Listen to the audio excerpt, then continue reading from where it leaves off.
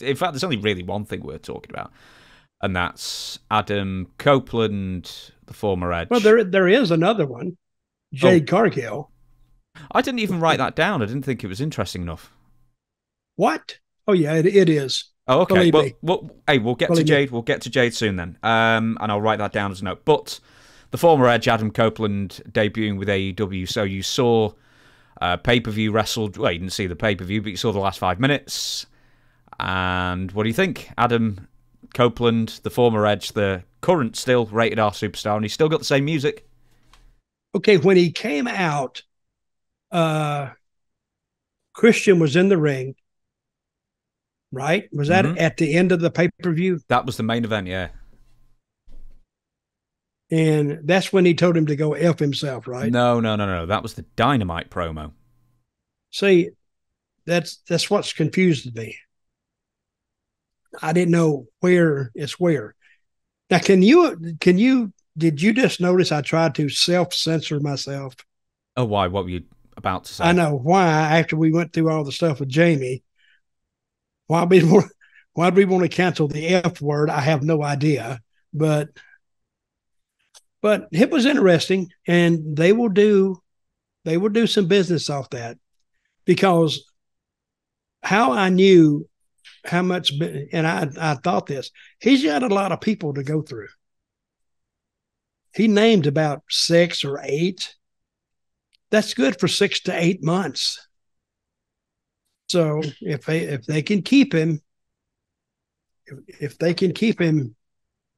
with new, fresh talent, and by the time 8 months rolls around, they may even be able to go as far as a year already out. And that's just booking like one match for a pay-per-view. Then he goes to somebody else, but it does take talent to book that. How big of a game changer do you think Adam Copeland will be for AEW? Because, I mean, a lot of people go over there and then it's sort of the status quo again, but Edge seems something slightly different. Yeah, I have heard that term, game changer, so many times it doesn't mean anything. Mm-hmm. See, now their big ticket was CM Punk.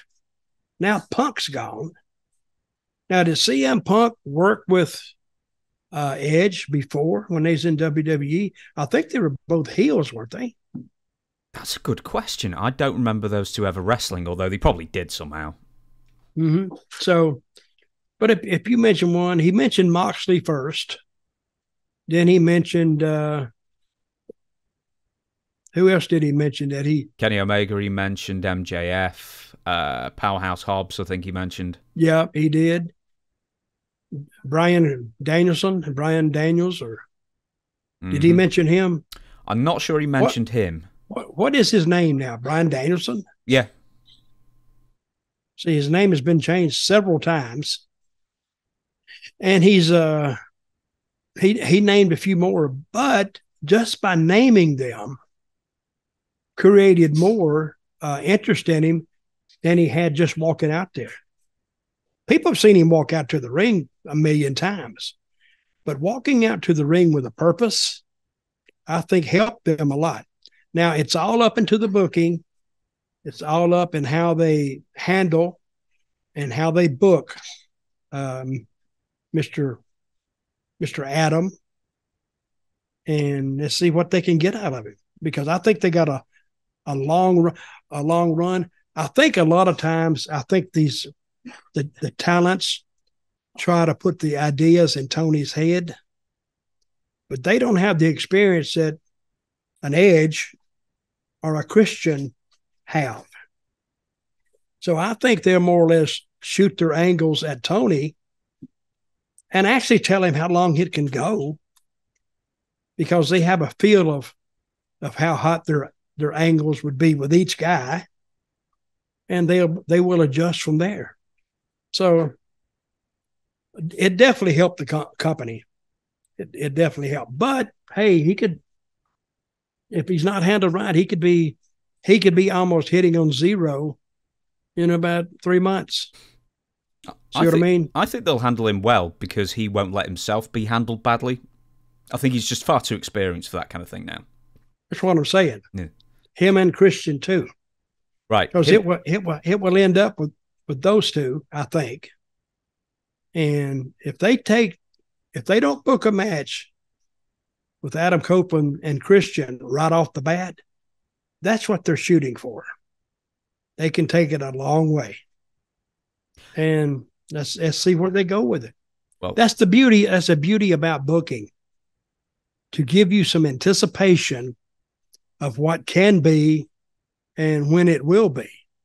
So if it gets to 8 months from now, 9 months or whatever on some big pay-per-view, it'll mean something. Because we saw the Bloodline take this whole thing for like 3 years. It takes, and I've said this you've heard me say this, patience. Takes patience. And sometimes you got to have patience just to draw it back in.